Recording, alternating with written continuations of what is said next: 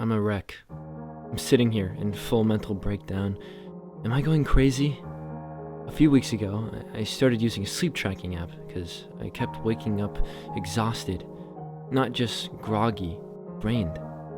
My muscles ached, my head was foggy. I checked the clock expecting 3 a.m. and see 7:30 instead. My girlfriend, Alina, said maybe I wasn't sleeping at all. Maybe I was dreaming all night and didn't notice. I joked maybe I was sleepwalking, but she gave me that look. One where she's not quite joking. We've been together 3 years. She knows my habits. She sleeps like a rock. Me? Lately, I felt like I was wearing someone else's skin by morning. The app I downloaded uses movement and location tracking. It logs breathing patterns and walking distances too. It sounded high-tech, enough to help me debunk whatever nonsense I was telling myself. First night, I woke up to a ping. Distance walked 8.3 miles. That had to be wrong. I work from home. I didn't go anywhere that day. I live in a 1-bedroom apartment and barely get 5,000 steps in total. I showed Alina and laughed. Probably a glitch. She just said, "You don't even have running shoes." Yes, I don't walk. I don't run. I'm a bit obese, and the idea of walking for miles, it's really not me. I checked the path it logged. It showed a loose loop, blocks, and alleys near our building. Nothing consistent. The timestamp showed the walk occurred between 3:13 a.m. and 4:05 a.m. The door was locked, deadbolt, and chain still in place. Okay, I figured. App's still full of bugs. It's still in beta. I reported it as a glitch. Second night, 6.1 miles. Third night, 9.7. I kept checking. Everything in the morning. Front doors, windows, the floor. No dirt, no footprints, no sign I left, but my legs still felt like I had. You know that faint soreness after a long walk? That weird, almost pleasant burn in your calves? It started showing up every day. On night 4, I taped the front door shut with masking tape, just to be sure. Not because I was scared, I just wanted to prove it wasn't fake. Next morning, 9.4 miles. Tape, untouched. Door, still locked. Phone, still on the charger by the bed. I was actually relieved, glitch confirmed. But then I checked the route. Unlike the others, this one didn't loop. It spiraled, starting from our apartment and drifting further outward. It passed the old subway station, then an abandoned factory we'd driven past once. The final stop was near the edge of the city, a fenced-off house complex called Ridgeview. I didn't think much of it until that night, when I went to plug in my phone and found it already off the charger, screened down under the kitchen table. I always leave it on my nightstand, and I thought, okay, maybe I bumped it during the night. Alina was staying at her sister's that night, some family thing. I decided to set up a webcam facing the bed. Old low-res thing, but it worked.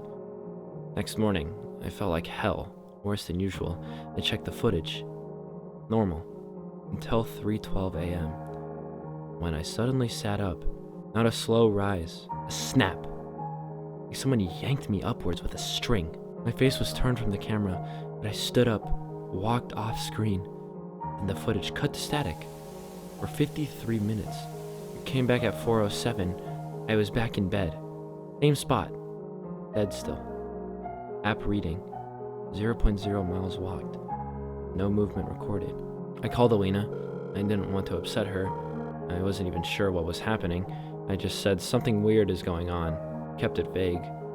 She joked I was probably sleep dancing, but when I asked if she ever noticed me getting up in the night, she got quiet, then said, "A few times I thought you were in the kitchen, but when I got up to check, the lights were off.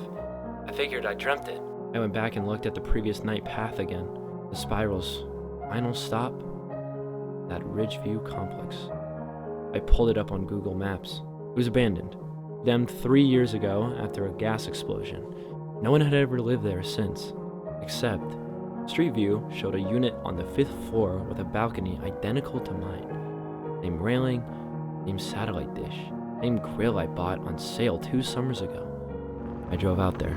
The building was surrounded by fencing and warning tape. The front doors were boarded, but the side entrance was open. I thought vandals had gotten there first. Inside smelled like rot and mold, but I knew which stairwell to take.